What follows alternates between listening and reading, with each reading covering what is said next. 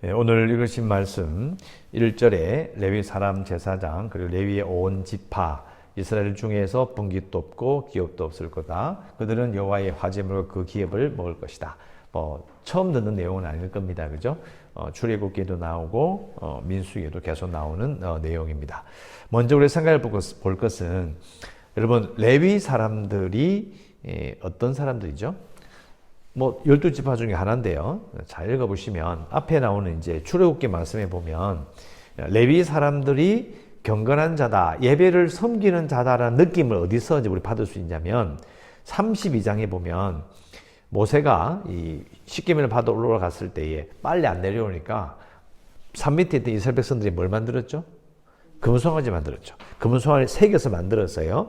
그때 그 사건을 처리하는 과정에 끝에 가면 이제 모세가 진문에 서서 이릅니다. 누구든지 여호와의 편에 있는 자는 내게로 나오라. 온 백성이 다 우상숭배를 했으니까 그 중에서 하나님 편 나와. 그때 나온 자가 누구예요? 레위 자손이 다 모여 그에게로 가는지라. 그 부분이 있어요. 그 부분을 이해하면 이제 레위 지파와 레위 사람 제사장, 레위 온 지파가 뭘 한다고요? 자, 5절을 보세요. 너의 하나님 여호와께서 너의 모든 지파 중에서 그를 택하여 내시고 그와 그의 자손에게 항상 여호와의 이름으로 서서 섬기게 하셨습니다. 그러니까 이 일을 그래서 맡긴다고 볼 수 있는 거예요. 사람들이 이해하는 거죠. 아, 레위 지파 사람들은, 제사장들은 이 일을 할 만한 사람들이야. 그 느낌이 제일 중요하고요. 자, 그 다음에 자, 분깃도 없고 기업도 없다. 분깃은 뭐죠? 우리가 잘 안 쓰는 말이에요. 분깃이 뭡니까? 몫입니다. 몫. 나눠줄 몫. 네 거. 요건 네 거, 내 거. 그 몫을 말하는 거고요. 그럼 기업은 뭐죠? 기업은요. 우리 한자로 되게 좀 헷갈리는데 영어로 보면 금방 알 수 있어요. 유산이에요. 유산. 자, 왜 유산이라는 말을 쓸까요? 지금 가나안 땅에 들어가면 뭘 받아요? 땅을 받잖아요. 땅을. 그 땅을 받아. 그러면 땅을 받은 아버지가 죽으면 그 땅은 없어지는 거예요? 아니죠. 받으면 그 땅이 누구한테 물려줘요? 자식이 물려주잖아요. 유산이잖아요. 이걸 기업이라는 단어를 쓰는 거예요. 그래서 땅에 들어가면 이제 그 가나안 땅에서는 레위 사람과 제사장들은 자기 몫의 땅이 없어. 없으니까 당연히 자식에게 물려줄 유산도 없는 거예요. 그런 뜻이 되는 거죠. 그래서 하신 말씀이 여호와의 화제물과 그 기업을 먹을 것이다. 그러면서 2절에 그들의 형제 중에서 기업을 가지지 않을 것은 여호와께서 그들의 기업이 되심이다. 자, 여호와께서 그들의 기업이 된다. 이 말을 유산으로 제가 바꿔도 된다고 그랬죠. 그럼 이렇게 어떻게 말하면 되죠? 여호와께서 그들의 유산이 되신다. 하나님께서 그들의 유산이 되신다. 어떤 말이 되죠? 잘 생각해 보세요. 자, 레위인 아버지가 아들에게 이야기합니다. 아들아, 내가 너에게 물려줄 것은 하나님밖에 없어. 하나님이 너의 유산이야. 내가 하나님은 너에게 물려준다. 이런 말이 되는 거예요. 자, 그러면 하나님 물려준다. 이 말이 하나님 물건도 아니고 뭘 물려준다는 이야기예요? 하나님과의 관계를 물려주는 거예요. 하나님과의 관계를 물려준다. 이 말을 잘 생각해 보면 이 신명기 전체가 종주권 조약이죠. 맞죠? 그죠? 하나님이 왕이시고 너희들은 신하야. 하나님이 큰 나라시고 너희들은 작은 나라야. 이게 관계예요. 왕이시고 신하다. 그 관계를 물려주는 거예요. 하나님께서 너희의 왕이시다. 너희의 왕이시고 너희 주인이시고 너희의 모든 것을 다 책임지신다. 뭘 통해서? 율법과 규례와 명령이죠. 법도 이런 것들이에요. 그것들을 지킴을 통해서 하나님께서 이제 계속 그 관계를 이어갈 것이다라는 것을 말하게 되는 거고요. 결국 그 말은 하나님과의 관계가 이들이 즉 레위 사람과 제사장들이 레위 온 지파가 자신들이 벌어서 얻지 못할 물질적인 부를 보상하고도 남는다 이 말이에요. 보상하고도 남는 것이 되는 것이다. 자, 다시 말씀드립니다. 이게 되게 어려운 이야기예요, 사실은요. 왜냐하면 자, 하나님의 유산이 된다. 남겨줄 게 하나님과의 관계가 밖에 없다는 거예요. 땅은 없어. 하나님과의 관계만 딱 남아. 그런데 자, 엄청나게 험한 말씀들이죠. 아들아, 너에게 물려줄 것은 하나님과의 관계밖에 없다. 그거 되게 허탈한 이야기 아닌가요? 그런데 자세히 보면 3절에 뭐가 나와요? 제사장들이 백성에서 받을 몫이 있어요. 안 먹고 사는 게 아니야. 주긴 줘요. 주긴 주는데, 자, 생각해 보세요. 이거는요, 땅이 아니고 지파들의 신앙이 좋아야 이런 일이 생겨요. 아닌가요? 열왕기 상하 뒤쭉 읽어보면요, 이 부분이 나와요. 사사기도 나와요. 사사기에도 백성들의 신앙이 희미해져 버리니까요, 이 레위 지파가 먹을 게 없는 거야. 엄청나게 고생합니다. 그죠? 하나님과의 관계를, 그게 유산이란 말은 하나님과의 관계를 이어가는 다른 사람들의 신앙을 통해서 먹고 사는 거예요. 예배자들과 함께 먹고 사는 거예요. 자, 그러면 이렇게 생각해 봅시다. 그러면 다른 지파 사람들은 항상 복을 받고 자기 많은 먹고 잘 먹고 살자, 잘 살고, 그럼 레위 사람들은 쫓쭉 굶어야 되나요? 사실은요, 레위 지파들, 레위 말고 다른 사람들 지파들의 신앙이 항상 한결같은 거예요. 좋을 때도 나쁠 때도 있죠. 그러면 다른 지파 사람들은요, 그들의 용사와 그들의 경제적인 활동은 항상 복을 받아요. 좋을 때도 있고 나쁠 때도 있잖아요. 그죠? 그러니까 중요한 것은 잘 되고 못 되고 이런 문제가 아니고요, 하나님과 이스라엘 백성들의 관계, 그리고 하나님과 레위 지파의 관계, 이 관계가 의미하는 바가 정말 중요하다는 이야기예요.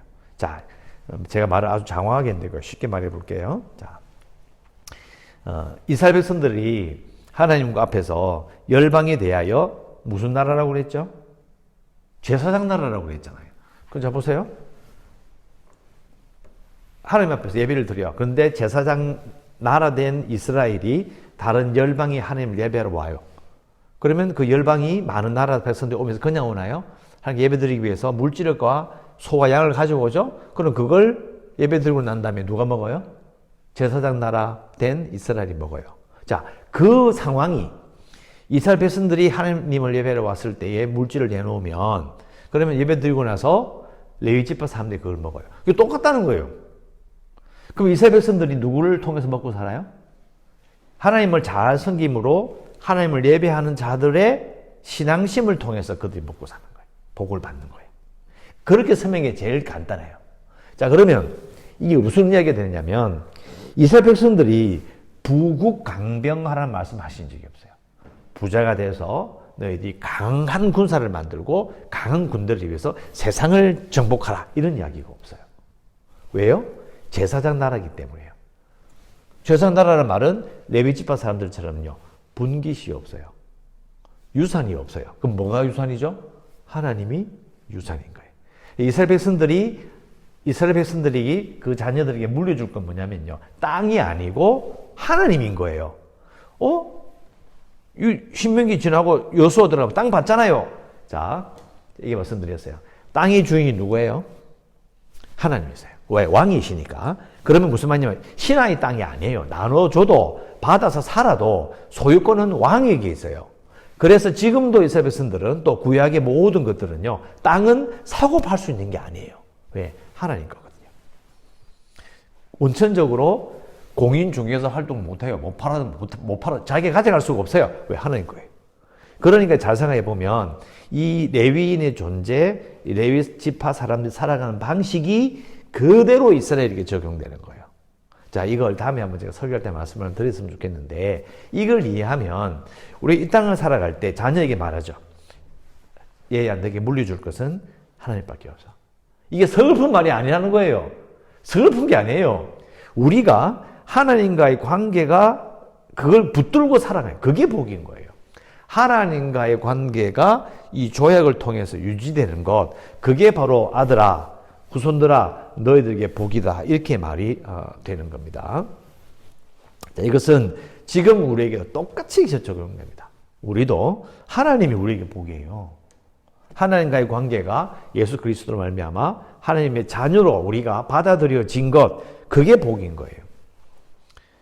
또 더 깊이 생각해 보면 예배자들이 또 예배를 인도하는 자들이 예배하는 자들과 함께 더불어 잘 사는 것이 그게 복인 거예요. 아까 말씀드렸죠? 레위 사람들이 예배를 드리러 온 이스라엘 지파 사람들하고 음식을 나눠 먹는 것처럼 동시에 이스라엘 나라 전체가 제사장 나라 되었을 때 열방이 하나님을 예배를 모이면 그때 하나님 앞에서 함께 먹고 즐거워하는 것. 그 상황이 지금 우리도 예배를 드리며 함께 드리는 모든 사람들과 함께 예배 중에 그리고 예배 후에 함께 즐거워하는 것이 복인 거예요. 마찬가지로 이 교회가 우리가 이 세상에 하게 되는 모든 일의 가장 핵심이 뭐예요? 예배를 드리도록 하는 거예요. 하나님을 바라보고 예배를 드림으로 함께 하나님 앞에 즐거워하는 거죠. 이게 이제 신명기에 나오는 예배의 중요한 원리라고 볼 수 있습니다. 새벽에 너무 길게 하겠는데요. 자, 요거는요, 다음에 한번 또 말씀을 드리죠. 그래서 1절부터 5절까지 내용이 아주 중요한 그 생활의 원리를 말하고 있고요. 6절, 이스라엘 온 땅 어떤 성읍에든지 거주하는 레위인이 간절한 소원이 있어 그가 사는 곳을 떠날지라도 여호와께서 택하신 곳에 이르면 여호와 앞에 선 그의 모든 형제 레위인과 같이 그의 하나님 여호와의 이름으로 섬길 수 있나니 그 사람의 몫은 그들과 같을 것이다. 자, 간절한 소원은 뭐며 그가 사는 곳을 떠나는 것도 뭐냐? 자, 레위 지파 사람들이기 때문에요. 예배를 섬겨야 돼요. 그런데 각 지방마다 어떤 사정이 있어서 레위 사람 숫자가 모자랄 수 있거든요. 아니면 예배 처소를 또 만들어야 될 경우가 생기는 거예요. 그럼 어떻게 돼요? 사람을 채워야 될 거 아니에요. 그럼 어쩔 수 없이 이사를 가야 되는 거예요. 이주시켜서 이렇게 하는 그런 부분이 생길 수 있어요. 그런 경우를 말하는 거예요. 레위 지파이기 때문에 해야 될 일로 말미암아 이사를 가야 되는 경우. 그러면 낯선 레위 사람이 왔어. 어떻게 할까요? 저 잘 모르겠는데 이거 좀 해주실래? 이렇게 하면 안 된다는 거예요. 똑같이 해줘야 된다. 그런 뜻이 되는 거고요. 자, 9절 이후로는 잘 아는 대로 이제 이방인들의 그 가증한 행위, 무속적인 부분들, 미신과 관련된 부분은 하지 말라고 딱 잘라버려요. 자, 10절에 보면 그의 아들이나 딸을 불 가운데로 지나게 한다. 요거는 몰렉 숭배예요. 이거 아주 유명한 겁니다. 솔로몬도 말년에요. 몰렉 숭배를 해요. 이 송아지 그 황소 형상의 머리, 그리고 큰 밑에 한해 같은 걸 만들어서 그 안에 불을 떼요. 아궁이처럼 생겼어요. 거기다 자식을 불태우는 거예요. 근데 그게 정말 오래된 거예요. 우리나라도 그거 있잖아요. 심청전, 인당수 뛰어내려고 하잖아요. 그게 뭐 달라요? 똑같이 인신공양이지. 사람을 죽여서 뭔가 소원을 성취하는 거예요. 그런 게 이 아주 오래된 방식이에요. 자, 그걸 말하는 거고요. 자, 그 다음에 점쟁이나 길흉을 말하는 자. 자, 점쟁이나 길흉은 비슷한 말하는 자 같은 비슷한 말인데요. 여러분, 점이 뭐죠? 점. 점집, 점쟁이, 점이 뭐예요? 점? 이 점이에요? 아니죠. 점은요, 정확히 아셔야 돼요. 과거를 알아맞히거나, 앞날의 운수를, 길흉을 미리 판단하는 것을 점이라고 하는 거예요. 이 말은요, 예수무당이 있어요. 예수무당. 그래서 예수님의 이름으로 하나님의 이름을 말하면서 그 사람의 과거를 알아맞히고 그 사람의 앞날의 운수와 그들의 길흉을 말해주는 거예요. 그런 거 해요, 안 해요? 합니다. 정말 나쁜 짓이에요. 하나님께서 정말 싫어하신 일이에요. 왜? 길흉은요, 하나님께서 길흉화복을 주관하셔요. 근데 그 길과 흉과 화가 복이 어떻게 오느냐면 하나님과의 관계예요. 하나님의 명령과 법도와 율법과 규례를 지키면 복을 받고 아니면 저주를 받는다. 그게 신명기 뒤에 나오잖아요. 율법을 지키면 복을 받아요. 그게 길이잖아요. 그게 복이잖아요. 근데 그거 빼버리고 그냥 다른 데서 길흉화복을 따지는 거예요. 하나님께서 너무너무 싫어하시는 거죠. 왜냐하면 이게 종주권 조약이잖아요. 왕과의 관계가 복의 기준이에요. 그런데 그 싹 무시해보고 조약 깨버리고 다른 데 기준을 딱 두고 있는 거예요. 하나님께서 가만두시지 않는 거예요. 여러분, 점은요, 자신도 모르게 우리가 치고 있는 거예요. 나도 이거 잘 될까 못될까 이런 데 정치 빠져 있는 거죠. 우리는 성도는요, 하나님과의 관계가 우리의 화와 복의 기준이에요. 그게 제일 중요합니다. 자, 그리고 요술을 한다. 요술은 이 환영을 나타내게 만드는 자들인데요. 이것도 조사해보면 악을 쫓아내기 위해서 고안되는 거. 우리가 뭐 있잖아요. 애군을 물리친다, 뭐 이런 거 있잖아요. 그런 게 관계되는 단어를 쓰고 있고요. 또 무당이 나오고, 자, 진언자는 큐티책이 있어요. 주문을 외우면서 마법을 사용한 사람. 주로 저주를 많이 걸 때 사용하고요. 그 다음에 신접자, 이렇게 뭐라고 할까요? 이 귀신을 불러서 귀신 내리는 받는 그런 게 비슷하고, 박수도 비슷합니다. 근데 한글로 박수라는 말은 남자 무당을 뜻하는데, 영어로는 남자 무당이 아니고요. 신 내림을 받게 하는 자예요. 그리고 초혼자, 귀신을 영로 부르는 거죠. 뭐 이런 거 있죠. 무당이 하는 거. 아버지 목소리 바꿔, 아버지가 오셨네. 이런 놈들 있죠. 그런 짓을 말하는 겁니다. 이 모든, 참 오래된, 한국 사람들 지금까지 이런 게 거의 다 나와 있어요. 몰래 불태우고 이런 건 안 하는데 그 외에는 전부 다 하고 있어요. 그러니까 결국 이 예수 믿는 사람들도 결코 이런 일을 따라서 하면 안 돼요. 자, 12절 이런 일을 행하는 모든 자를 여호와께서 가증히 여기시나니 이런 가증한 일로 말미암아 내 하나님 여호와께서 그들을 내 앞에서 쫓아내실 것이다. 너는 내 하나님 여호와 앞에서 완전하라. 자, 다른 번역에는요. 너희는 한 마음으로 하나님만 섬겨라. 저는 그 번역이 더 좋다고 생각해요. 왜요? 신명기가 종주권 조약이라니까요. 하나님만 왕으로 삼으라는 거예요. 그래서 도장을 딱 찍는 거예요. 종주권 조약. 14절 네가 쫓아낸 이 민족들은 길흉을 말하는 자나 점쟁이 말을 듣거니와 내게는 내 하나님 여호와께서 이런 일을 용납하지 아니하신다. 자, 기도 제목 이렇게 적읍시다. 하나님만이 나의 몫이며 나의 유산이십니다. 이렇게 고백해야 합니다. 하나님만이 나의 몫이십니다. 목이고 나의 유산이십니다. 이렇게 기도하시고요. 그 다음에 우리 교회가 구원의 방주가 될 수 있도록 또 재개발을 위해서 코로나19 사태가 좀 진정될 수 있도록 지금 정부에서 하고 있는 여러 가지 방역 활동이 잘 될 수 있도록 기도해 주시고요. 인사과 성도들과 주일학교 아이들을 위해서 선교지를 위해서 이 땅을 위해서 기도하시고 오늘도 은혜 가운데 살아가시기를 주의 이름으로 축원합니다. 기도하겠습니다.